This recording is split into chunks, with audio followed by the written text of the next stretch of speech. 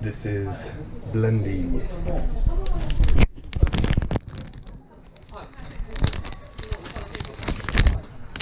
This is Japanese style drip coffee.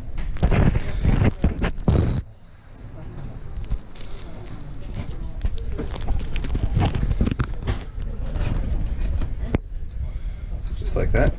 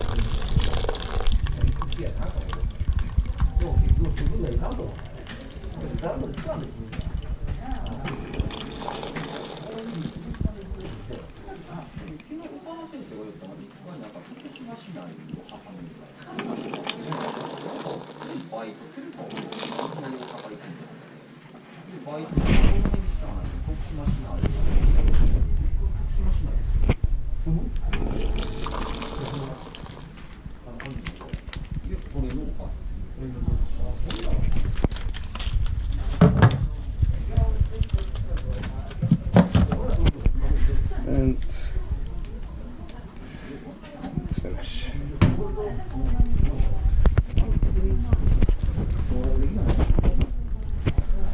So, Kaifu Koko coffee, Kaifu High School morning coffee.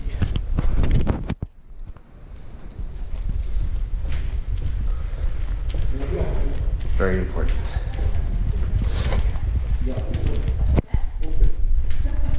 Gozaimasu.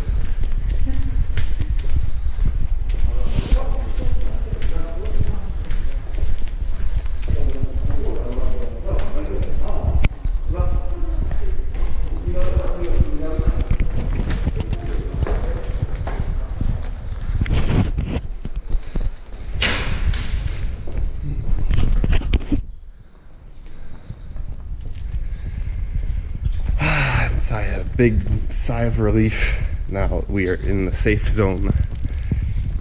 Beautiful morning sun peeking through.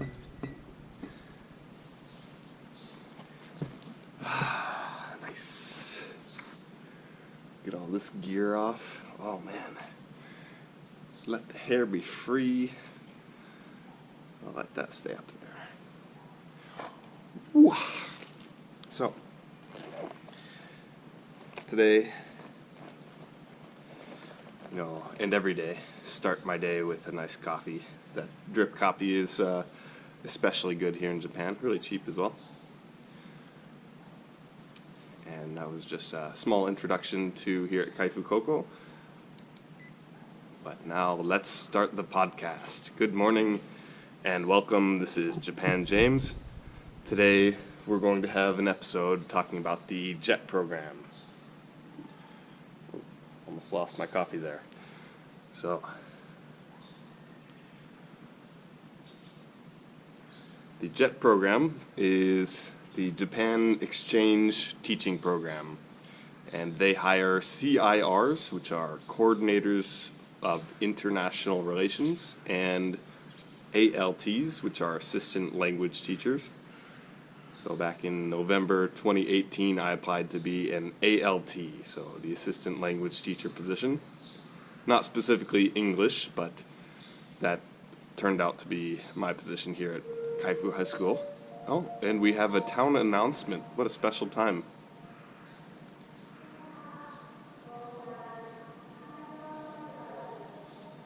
That doesn't happen very often. You usually can't understand it because it's the speakers are set up all around town for the tsunami warning drill, and they announce, tokidoki, sometimes various festivals or events, sometimes warnings, anything, any information they need to get quickly to the whole town they can.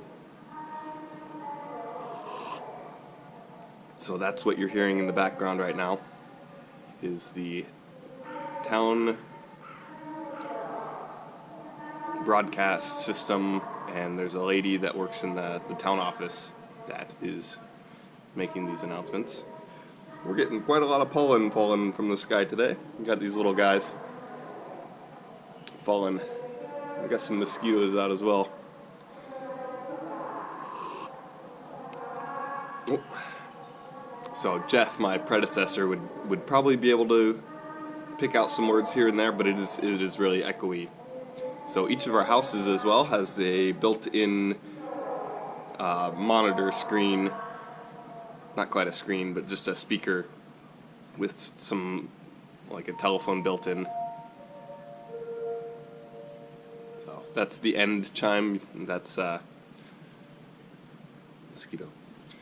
So the end, you know, they play the chime to signal the beginning and end. And, you know, Jeff could listen to, you know, I remember the first day I was here, so we were in my apartment. He was showing me around, and the announcement came on, and it was about the festival we were having that night. He's like, oh, shh, I gotta listen. So yeah, that was really cool to, you know, experience the town-wide announcement they have here. But yeah, today I really wanted to talk about why I'm here, you know, why I ended up specifically here in Kaiohcho and Kaifu High School. So this is, you know, been a long-going process, almost about 18 months since I found out about the JET program now, since November 2018. And I found out just 2 weeks before the application deadline, so I really hurried and got all my information ready, my references, and shout out to the people that helped me out with everything. And, you know, had the interview in February, so 3 months between application and interview, which my interview was during the famous polar vortex we had back in early 2019. And, you know, it was minus 40 degrees in Chicago. We still drove up, and, you know, my mom and I rushed to get to Chicago before the roads closed down, if they would close down, because of, you know, the polar vortex plus the snow that we were getting. So it's just not a good time to be traveling to Chicago. But, you know, people came from as far as North Dakota and all over the Midwest to go to Chicago, which is the biggest consulate we have in the U.S. For the JET program. So we go to, you know, this beautiful building next to Chicago's Water Tower Center and have my interview. You know, I think I was visibly shaking during the interview, and they asked me, you know, oh, where would you rather be, rural or urban, and why? And I said, oh, well, rural, because I'd, you know, prefer to make a bigger impact in my local community. And in a big city, I just don't think that I'd be able to do that very effectively. And with whether I'd want, you know, elementary, middle, or high school. And I said elementary school because at that age, you know, kids are still, you know, happy, they have lots of energy, you know, their English skills might be, you know, pretty basic, but, you know, in that way, you know, language isn't as important as it would be here in high school, where most of my instruction is given in English with my JTE, my Japanese teacher of English, translating everything. And another question they asked me is, you know, would I be okay if I got placed in a town with maybe only 300 people? And I said, yeah, I'm okay with anywhere. And then, are you okay with being in a big city? You know, what if you're placed in the middle of Tokyo? And I said, you know, I can adapt to any situation, and I'm, you know, perfectly willing to accept this risk going into it that you don't know where you're going to be placed. So that's just part of the risk of the JET program. So in my application, I had originally stated I want, you know, Hokkaido, Sapporo, and Fukuoka, because I have some friends down in Fukuoka. And none of those happened. So originally I wanted to come to Japan because of snowboarding, And Hokkaido, of course, has the best snow, the best terrain, and there's really a wide variety of ski resorts and onsens up in Hokkaido. Of course, northern Honshu and Nagano have plenty of ski resorts as well. And there's, skiing on all four of the main islands of Japan, but, Hokkaido is by far the dream.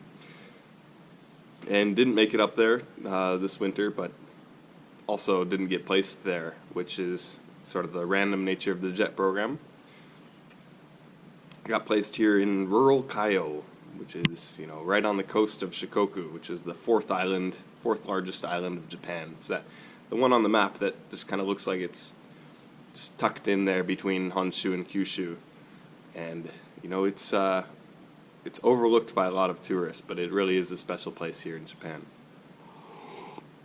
So instead of snowboarding, I traded that out for surfing. Instead of elementary school, I traded that out for high school. And instead of, snow, traded that out for lots of rain, typhoons, and earthquake risk. So that, of course, all of Japan will have pretty high earthquake risk, but here specifically, we've got some of the worst earthquakes possible. Every 100 years, it's called the Nankai earthquake here, and it's going to destroy a large part of this area here, which is, I found that out on my first day as well. So after my interview at the Chicago consulate, I went to home, started working again, just for a few months, and that was, some of the most stressful times, especially when in mid-April when they released all the interview results. So this is 2 months after the interview. They released all the interview results. I got the dreaded email. You have been selected as an alternate for the ALT position. So I was not given the first choice, they call it the shortlist candidates for the JET program. And it was a really big bummer. And so I don't think I found out until early June. So another 2 months of being an alternate. And then I finally got the email. You've been upgraded to shortlist. That was a really happy moment. And so you will be in Tokushima Prefecture. I was like, oh, Shikoku, interesting. Looked it up. It's like, oh, okay, there's some high mountains there, and there's some ski resorts, but it wasn't ideal. But I thought, okay, well, I'm going to Japan. This is my way into Japan. So, I was pretty happy with the thought of being here on an island in the Pacific. So Tokushima, I was extensively looking it up, and I always pictured I'd be, near Tokushima City, like in the river valley there. Didn't really consider this area down here. And about a month later, in early July, I got a package from my BOE, from my prefecture. And so they sent brochures and information and, a greeting card. Hello, welcome to Kaiyo. And, I opened the brochure, and there it was. There was a surfer on the front page surfing this, perfectly blue, glassy wave. And I thought, I just, sort of broke down crying. I was just like, this is the best thing that could ever happen, landing on a, subtropical island in the Pacific. So after, pretty much 8 months of just agony thinking about, where I'm going to be placed and if I'm even going to Japan and all of this, bureaucracy you have to do before you even get to Japan, I had made it. And that was really special to start contacting my predecessor about the things I'll need. He's like, yeah, you'll probably need, $2,000, $3,000 or $4,000, depending on what you do here. If you get a car, even more than that. And, it's true, I brought 6,000 US in yen with me, so about 640,000 yen. So, 64 man yen. So, about 6,000 USD, which I'm super glad I did. I spent all of that by probably October, November. And it was pretty cheap to start up at the beginning, There's just random costs here and there on the first day. They just asked me, here's your apartment and everything. Go to the bank and pay this. It was like 3 man yen, so like $300 for the apartment for the first month. And then, random fees and setting up gas bills and the, all the different things you got to do. So, it's expensive living here, but it's not as bad as, any other place in the world living this close to, the beach and beautiful natural scenery and good surfing and good food, 3 hours away from a big city. Kobe is about 3 hours away. Costco is about 3 hours away. So those are our necessities. We got to make a trip to Costco once in a while to get all the things we need. Good American goods, Western stuff. They sell, peanut butter in large quantities, which is my number one priority here, is getting, a steady access to peanut butter. So, let's see, what were some of my concerns coming here? Well, I wasn't sure exactly, how polite I needed to be. I think that's one of the major things people are worried about coming to Japan is, how is it, how am I going to break through that language barrier? How am I going to, not be off-putting as a gaijin, a gaikokujin, a foreigner here in Japan? So, watched lots of videos, made sure, I was, doing my chopstick etiquette properly, and, bow correctly. You don't bow too deep, not too shallow, just a nice, quick. So when they do their formal ceremonies, they have like a pretty deep bow, ich, ni, san. So like a 3-second bow. But, for meeting people, that's probably a good bow as well. But for, just daily meetings, just, little bows, okay.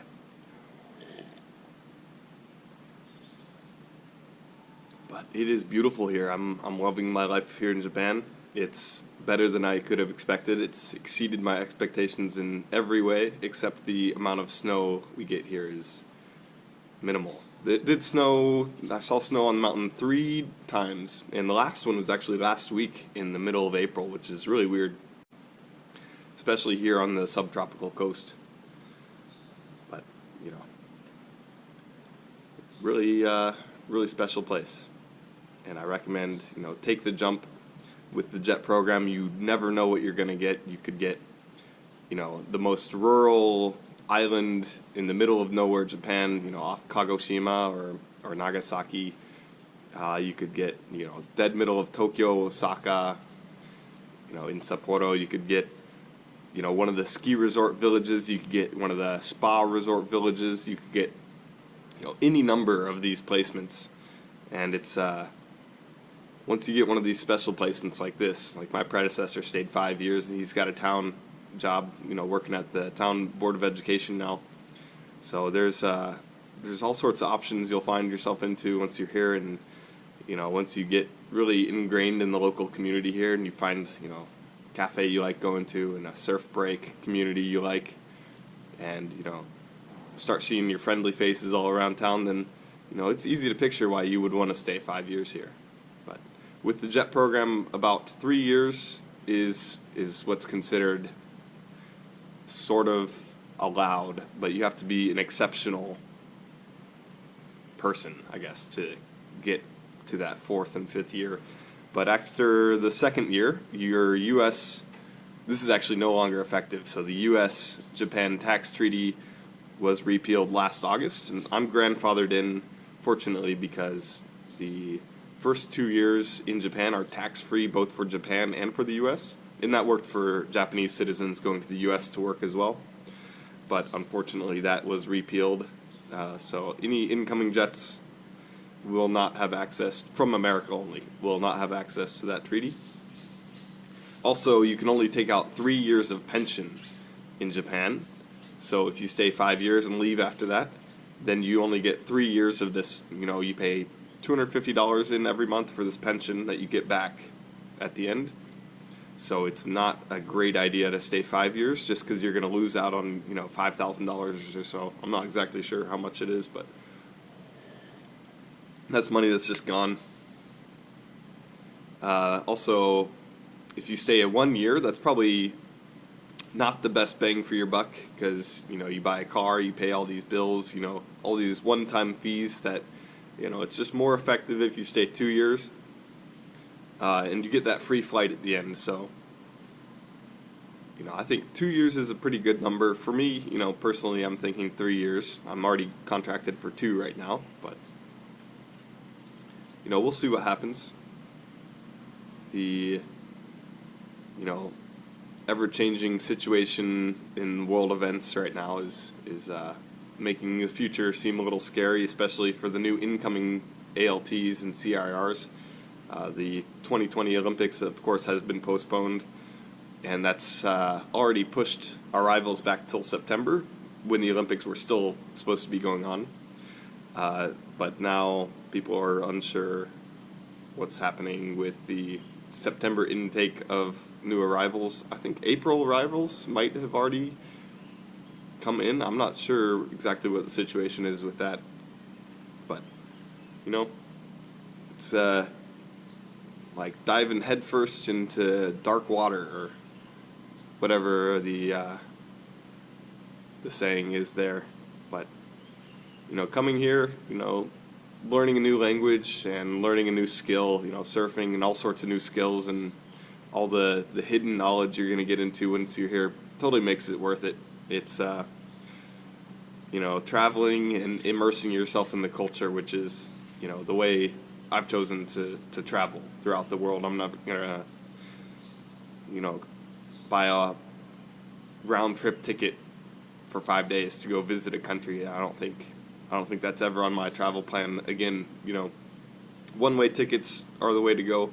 Get immersed in that culture, find a way to extend that visa and really find out what the country's about. And that's the JET program is going to get you there.